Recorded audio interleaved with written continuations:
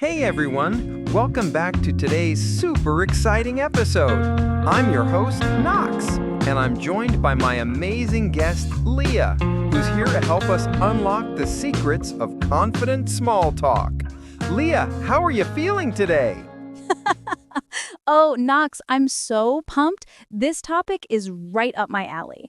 We're talking about one of the biggest hurdles in conversation. Awkward silences. You know, the kind where you're just standing there and no one knows what to say? Oh, definitely. We've all been there, right? That uncomfortable moment where you're talking to someone and suddenly everything goes silent. And it feels like a lifetime, doesn't it? The pressure to keep the conversation going can feel like too much. Oh, yes. And that's exactly why we're here today. To show you that small talk doesn't have to be scary, and that awkward silences are totally normal. By the end of this episode, you'll know exactly how to handle those moments like a pro. I can already feel the excitement. Okay, let's jump in. So, what exactly is small talk? Small talk is any casual conversation that happens in everyday situations, like talking to a stranger at a coffee shop or chatting with a colleague at work. But here's the thing. It's not just about saying words. It's about connecting, building rapport, and keeping the conversation light. Sounds simple, right? Exactly. Small talk is like the warm-up for deeper conversations. You know, before you get into the heavy stuff, you need to break the ice and create a comfortable vibe. But for many people, it's not that easy. There's this constant fear that the conversation will turn awkward, especially when there's a long pause. Oh, yes, those dreaded, awkward silences. But here's the thing. Everyone experiences them, even the most confident speakers. The key is learning how to manage them and keep the conversation flowing smoothly. So let's dive into the secrets of small talk, starting with the first step, embracing the silence. Oh, yes, embrace it. The silence doesn't have to be your enemy. In fact, a pause can actually be powerful. Think about it. You don't need to fill every moment with words. A brief pause gives both people a chance to think, reflect, and gather their thoughts. Yes, I love that. Imagine a pause as time to breathe in the conversation. When you accept that silence is natural, it takes off the pressure. You can use it as a moment of reflection like, what's my next thought? Or, what's an interesting question I could ask? And then, boom, you're back in the game. Exactly. It's about confidence in those moments. Instead of worrying about what to say next, you can just relax and let the conversation come to you. So let's practice that mindset. I'm not afraid of silence. It's just part of the conversation. Try saying that out loud and see how it feels. Powerful, right? I'm feeling the power already. Now, let's talk about the real challenge. How to keep the conversation going after a pause. If you've ever had an awkward silence, you know it can feel like the longest minute of your life. But don't worry, we're here to show you how to keep the conversation flowing naturally. Oh, this is going to be fun. So, one of the best ways to keep the conversation going is by asking open-ended questions. These are questions that can't be answered with a simple yes or no.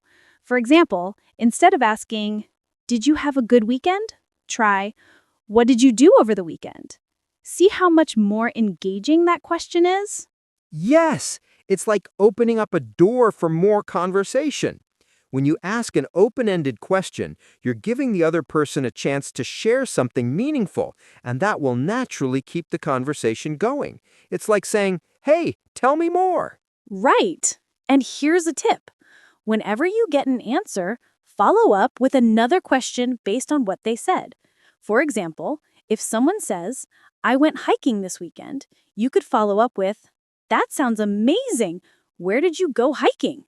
It shows you're genuinely interested, and it keeps the flow going. All right, listeners, welcome to part 3.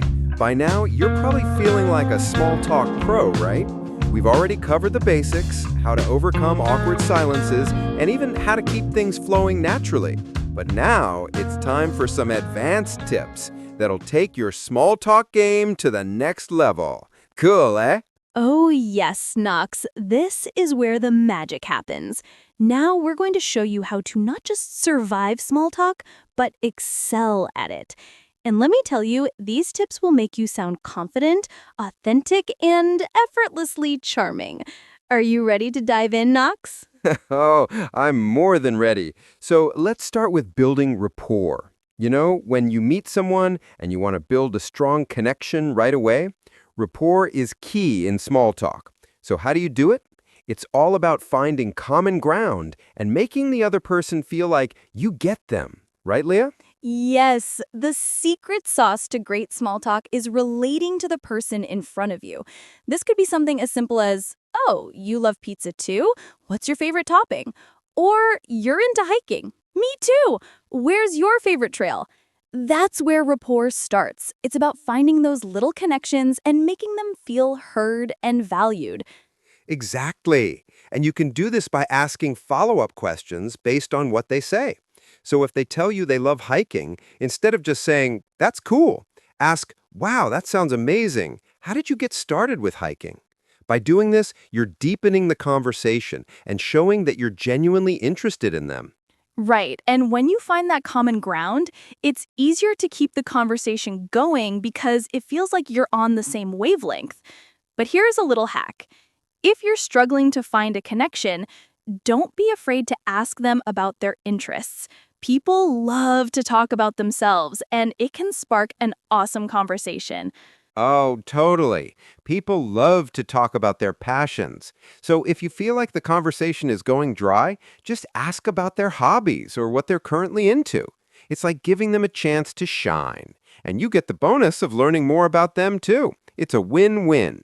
Yes, yes, yes. Now, let's get into something super important, being present. This is where the magic happens in small talk. It's so easy to get distracted and start thinking about what you're going to say next. But guess what? Small talk is all about being in the moment and listening actively. When you're truly present, the conversation flows naturally without forcing it. It's all about connecting here and now. Yes, you're right. I've been guilty of thinking too much about what to say next. And trust me, it makes the conversation feel stiff. When you're not fully present, the other person can feel it, and it creates an awkward vibe. So relax, take a deep breath, and just enjoy the conversation. When you're focused on them, it becomes way easier to keep things flowing. Exactly. And here's a tip that's going to blow your mind. Use reflective listening. What does that mean? Well, when someone says something, you can reflect it back to them to show that you're really listening. For example, if they say, "I love going to the beach," you can respond with, "That sounds amazing. What's your favorite thing to do at the beach?" You're not just repeating their words, you're inviting them to expand the conversation. Ooh, that's a game changer. Reflective listening shows that you're not just hearing them, but you're actually engaged with their words. And guess what? It helps you come up with more questions naturally without having to overthink it. The conversation feels smooth and fluid. You just keep the ball rolling. Yes. Now, here's a cool one. Mirroring. You know, this is when you subtly mirror the other person's body language or speech patterns. If they lean in, you lean in a little too. If they're speaking in a calm, relaxed tone, you do the same. It creates an unspoken connection and makes them feel like you're on the same page. It's like saying, "Hey, I get you," without even having to say it. I love this one. Mirroring is like your secret superpower. It makes the conversation feel comfortable and natural, and it's all subconscious. When people feel in sync with you, the conversation flows easily. No awkward pauses, no awkward silences. It's like you're in tune with each other. All right, I think we've covered the how-to of building rapport, listening actively, and being present.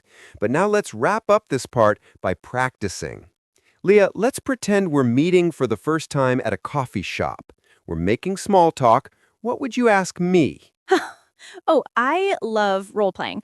All right, let's say we just sat down and I'm like, "So, Knox, how did you end up getting into podcasting?" That's an open-ended question, and it's a great way to start a conversation.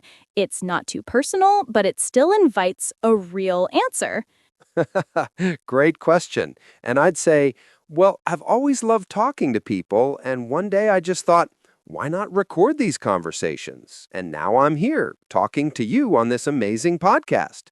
And guess what? You can ask me follow-up questions from there, like, what's your favorite thing about podcasting? Exactly. And see, just like that, we're already in a flowing conversation. I can keep asking questions and you can keep sharing. And guess what? It's not about finding the perfect words, it's about connecting and keeping the conversation alive. All right, all right. Welcome to part two, where we take things up a notch. In part one, we talked about how to embrace awkward silences and let them work for you. We also talked about the importance of open-ended questions to keep the conversation going. But now, let's get even deeper into the art of keeping small talk natural, comfortable, and, dare I say it, fun. Yes, now that you've got the basics down, let's talk about how to react to people's answers in a way that keeps the conversation flowing like a smooth river. Imagine this. Someone says something interesting, and instead of just saying, "Oh, cool," you can make it even better. Knox, I know you've got some cool tips on this. Oh, absolutely. Here's the thing. Active listening is everything. When someone tells you something, instead of just nodding and saying, that's nice, really listen to what they're saying. This is where you can add emotion to your response. So, for example, if they say, I climbed a mountain last weekend, you can say, wow, that's incredible. How did it feel to reach the top? You're engaged, and they feel like you're genuinely interested. Yes, it's like adding a little extra sparkle to the conversation. It's not just about responding with words, it's about responding with energy. The more emotion you put into your response, the more alive the conversation feels. Imagine saying, "I can't believe you did that," with real excitement.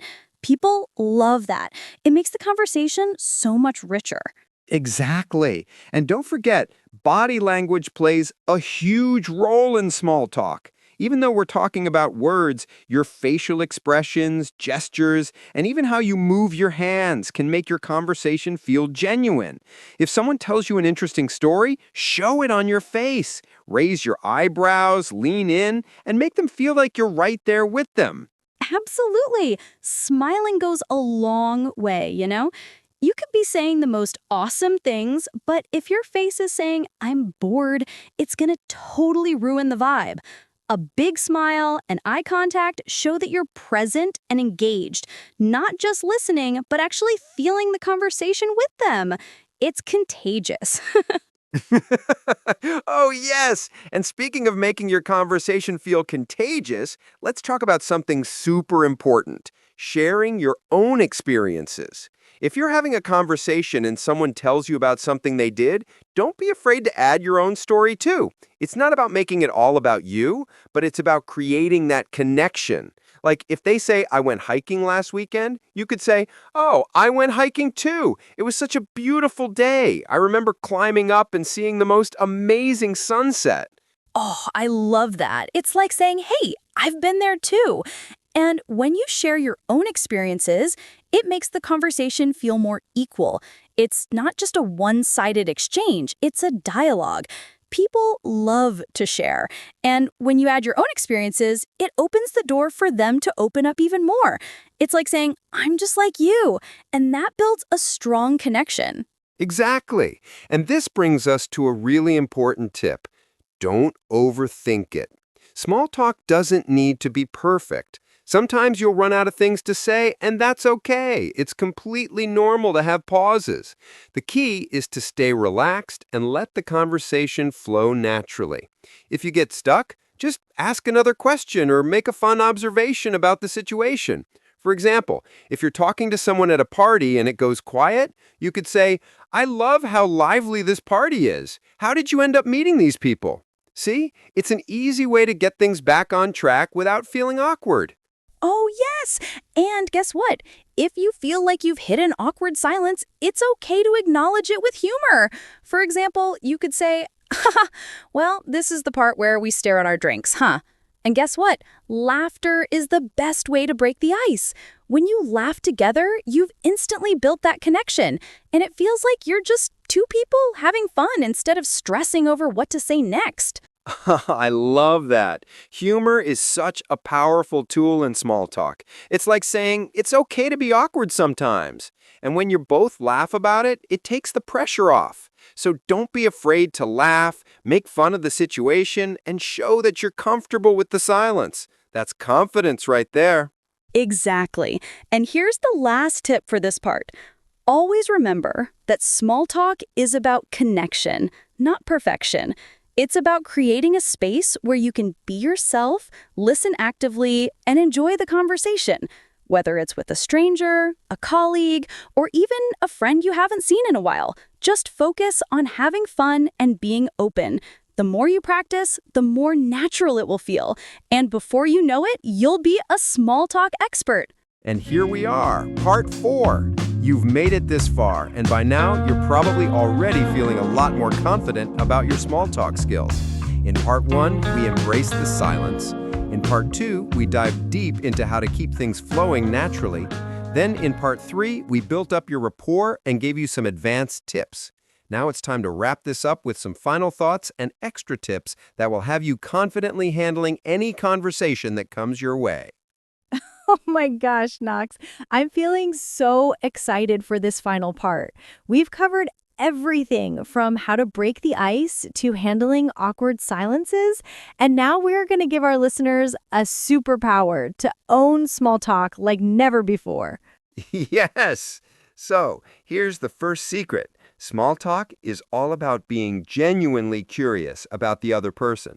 This doesn't mean you have to interrogate them, but when you approach every conversation with an interest in the person you're talking to, it makes the conversation effortless. I mean, people love talking about themselves, right? That's absolutely true. But here's the thing. When you ask curious questions, you also have to actively listen to their responses. Don't just wait for them to finish talking so you can jump in with your next question. Instead, really focus on what they're saying. This is where that deep connection happens. Exactly. That's the magic of small talk. It's like creating a back and forth flow where both people feel heard and valued. And guess what? That's how you turn a simple greeting into a meaningful conversation. Yes. And guess what, Knox? One of the best ways to show you're listening actively is by nodding and giving verbal cues. Like saying, "Oh, that's awesome," or "Wow, I didn't know that." These little things go a long way in making the other person feel comfortable and engaged. Yes, and here's another cool tip. Use positive reinforcement to encourage your conversation partner. If they say something interesting, instead of just nodding, say something like, "That's amazing, tell me more." This keeps them talking and makes them feel good about sharing. It's a total win-win. Oh, yes. The positive vibes just keep flowing. And here's an important one. Embrace the unpredictability of small talk. Sometimes the conversation will take unexpected turns, and that's okay. Don't force it back to where you think it should go. Let it flow naturally. If the person says something unexpected, roll with it and see where it leads. Oh, I love that. Small talk doesn't have to be predictable. In fact, the best conversations are the ones where you go off on fun tangents. Let your curiosity guide you, and you'll find that the conversation evolves naturally into a meaningful exchange. Exactly. And let's not forget that small talk doesn't always have to be just about the present moment. You can talk about the future too. For example, asking someone, "What's your plan for the weekend?" Or, "Do you have any trips coming up?" It opens up endless possibilities for conversation and makes things exciting. Yes, the future is always a great conversation topic. And speaking of that, let's talk about one of my favorite tips, sharing your goals. If someone asks you what you've been up to, instead of saying something simple like, "I've been working," try saying, I've been working on this awesome project that's going to launch soon. That adds excitement to your conversation and invites the other person to ask more questions about your goals and ambitions. I love that. It's like inviting the other person into your world. When you talk about what excites you, they'll feel that energy and will want to talk about what excites them too. It's all about building that emotional connection. Exactly. And here's the final secret to confidently navigating small talk. Don't be afraid to embrace vulnerability. When you're open about something, it invites others to open up too. It could be something as simple as saying, I've been feeling a little tired lately, or I'm trying to figure out what I want to do next in life. Vulnerability shows you're human, and that makes the conversation feel more real and authentic. Yes, vulnerability is powerful. When you share a little piece of yourself, it gives the other person permission to do the same. And that's how you build a genuine connection, one that's not just about small talk, but about creating meaningful conversations. I couldn't have said it better myself. Authenticity is the key to great small talk. It's not about being perfect or saying the right thing at all times. It's about being real, present, and engaged. And remember, even if you have an awkward silence or a lull in the conversation, that's okay. Small talk is a learning experience, and the more you practice, the more natural it becomes. Yes, it's all about practice and being genuine. So, listeners, I want you to try this. The next time you're having a small talk conversation, remember to be present, ask open-ended questions, listen actively, and share a little piece of yourself. You've got this. Absolutely. And don't forget, have fun with it. Small talk is meant to be a light and enjoyable exchange. The more you practice, the more confident you'll become and the more natural your conversations will feel. So go out there and start making those genuine connections. You're all small talk experts now.